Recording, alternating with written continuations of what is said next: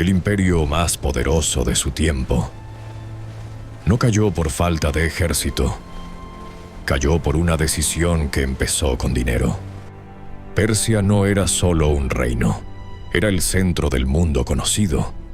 Un sistema de poder tan vasto que sus fronteras tocaban 3 continentes.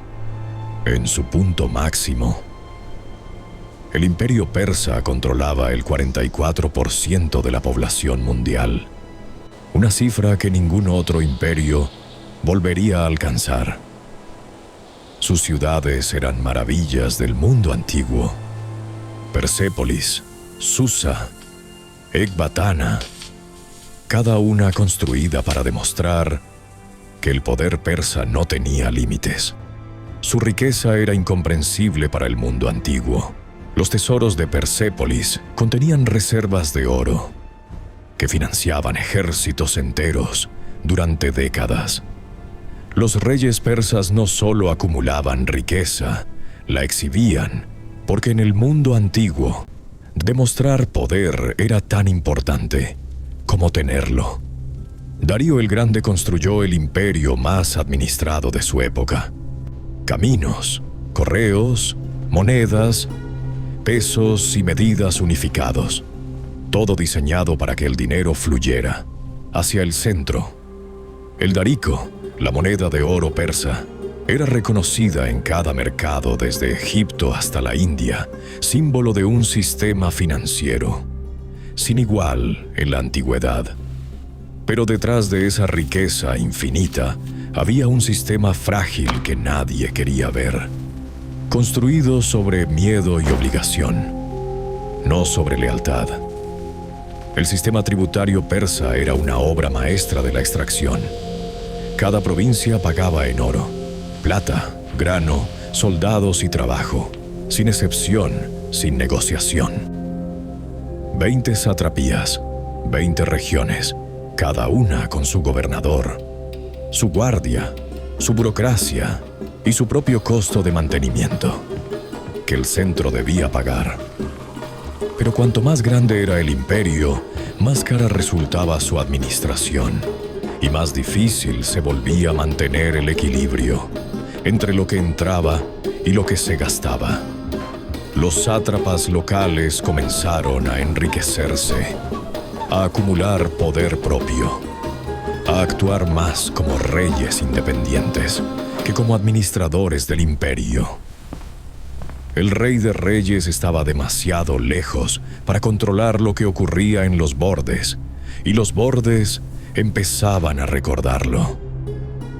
Y mientras el sistema crujía desde adentro, llegaron las guerras, y con ellas el primer gran error financiero de la historia persa. Las guerras contra Grecia comenzaron como una demostración de fuerza y terminaron siendo la primera grieta en la armadura financiera del imperio. La batalla de Maratón en el año 490 a.C. fue más que una derrota militar. Fue una señal que el mundo entero interpretó con atención. Pero Jerjes no aprendió la lección de su padre. 10 años después, reunió el ejército más grande que el mundo antiguo había visto jamás. 2 millones de soldados, según algunos relatos. La cifra exacta no importa. Lo que importa es el costo, y nadie calculó bien ese costo. Alimentar, armar y transportar ese ejército durante meses consumió reservas que Darío había tardado décadas en acumular en una sola campaña. Jerjes ordenó construir 2 puentes de barcos sobre el Helesponto. Cuando la tormenta destruyó el primero, mandó azotar al mar y construir otro. Esa decisión sola costó más oro del que 10 provincias producían en un año, y no añadió un solo soldado al ejército. En Salamina, la flota persa fue destruida no por la fuerza griega, sino por el error táctico de un rey que tomaba decisiones como si el dinero fuera infinito. Jerjes observó la batalla desde un trono de oro en la colina. y vio cómo las reservas financieras de 2 generaciones ardían con sus barcos en el mar Egeo. La noticia de Salamina llegó a las provincias antes que los mensajeros oficiales y cambió algo fundamental en la relación entre el imperio y sus territorios. El tributo que antes llegaba puntual empezó a llegar tarde, luego incompleto, luego acompañado de excusas que antes nadie se habría atrevido a dar. Para compensar las pérdidas de las guerras griegas, los reyes persas aumentaron los impuestos, lo que generó más resistencia, que generó más represión, que generó más resistencia. Egipto se rebeló 3 veces en 50 años. Cada rebelión costaba más en sangre y oro de lo que Egipto producía en tributos durante ese periodo. Las guerras civiles entre príncipes persas, financiadas con el oro del tesoro real, debilitaban el centro, exactamente cuando el centro más lo necesitaba. Artajerjes II gastó fortunas enteras financiando a los griegos para que se destruyeran entre sí. Una estrategia brillante en teoría, ruinosa en la práctica. El oro persa financió la guerra del Peloponeso, ayudó a destruir Atenas y luego financió la reconstrucción de Atenas, porque el enemigo de hoy era el aliado de mañana. Cada decisión parecía correcta en el momento, y cada una drenaba un poco más la reserva que hacía posible todas las demás decisiones. Y mientras los reyes persas miraban hacia el oeste, hacia Grecia y Egipto, alguien en el norte estaba construyendo algo nuevo, algo diferente, algo más eficiente. Filipo de Macedonia creó el ejército más eficiente de su tiempo, no el más grande, el más eficiente.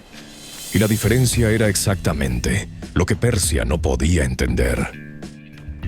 Alejandro heredó ese ejército y heredó también algo más valioso: la deuda de venganza de toda Grecia contra el imperio que había intentado destruirla. En el año 334 a.C., Alejandro cruzó el Helesponto con 35.000 soldados contra un imperio que tenía 1 millón. Y el resultado no fue lo que nadie esperaba. En el río Gránico, los sátrapas persas tomaron la decisión de enfrentar a Alejandro en campo abierto y perdieron en pocas horas lo que había costado décadas construir. Ciudad tras ciudad abrió sus puertas a Alejandro, no por amor a Macedonia, sino porque el sistema persa de tributación había agotado la lealtad de sus propias poblaciones. Darío III reunió su ejército en Isos, eligió un campo de batalla estrecho que anuló la ventaja numérica persa y perdió el imperio en una tarde. Darío huyó del campo de batalla, abandonando a su familia, sus tesoros de campaña y la última ilusión de que el imperio era invencible. Alejandro encontró en el campamento real persa una riqueza que no había visto en toda su vida, y comprendió que no estaba conquistando un imperio, estaba recogiendo los pedazos de uno que ya había colapsado solo. Persépolis cayó en el año 330 a.C., el corazón financiero del mundo antiguo, abierto como una fruta madura. Los tesoros acumulados durante 200 años fueron cargados en 20.000 mulas y 5.000 camellos, según los registros de la época. Y entonces ocurrió algo que ningún historiador ha explicado completamente. Alejandro ordenó quemar Persépolis. Las llamas que consumieron Persépolis no destruyeron solo una ciudad, destruyeron el símbolo de que el dinero y el poder podían sostener cualquier cosa para siempre. Darío III fue asesinado por sus propios nobles. El último rey de reyes persas murió abandonado en una carretera, sin tesoros, sin ejército, sin imperio. El mayor imperio de la antigüedad no fue vencido en una batalla, fue vencido por el peso acumulado de sus propias decisiones financieras durante décadas. Las guerras griegas parecían decisiones de poder, pero eran hemorragias financieras que ningún tesoro podía cubrir. Indefinidamente, los impuestos que parecían soluciones creaban resistencia. La resistencia costaba represión. La represión costaba más de lo que los impuestos producían. Las guerras por procuración que parecían estrategia eran inversiones sin retorno, que debilitaban al pagador más que a los combatientes. Cada decisión tenía una lógica propia, y en conjunto, esas lógicas crearon un sistema que consumió sus propios cimientos desde adentro. No es una historia de villanos, es una historia de decisiones que parecían correctas, tomadas por personas que creían que el mañana sería igual que el ayer. Ningún imperio creyó jamás que sería el último. Todos pensaron que las reglas del colapso eran para otros, no para ellos. Las riquezas que tomaron 200 años construir desaparecieron en menos de 10, porque ninguna riqueza es suficiente para sostener decisiones que ignoran sus consecuencias. Los imperios no caen de un día para otro. Empiezan a caer cuando toman decisiones que parecen correctas, hasta que ya es demasiado tarde para corregirlas. Y si hay una lección que el dinero de Persia dejó grabada en la piedra, es que el poder sin prudencia financiera no es poder, es solo el comienzo de una caída que aún no ha empezado a verse. La historia no se repite, pero siempre rima. Y quizás hoy más que nunca, vale la pena escucharla. Si esta historia te hizo pensar, es porque la historia siempre habla del presente. Aunque use palabras del pasado, cada semana un nuevo imperio, una nueva caída, una nueva lección que el mundo eligió ignorar. Suscríbete a El Precio del Poder y activa la campana para no perderte el próximo episodio, porque el precio siempre es más alto de lo que parece.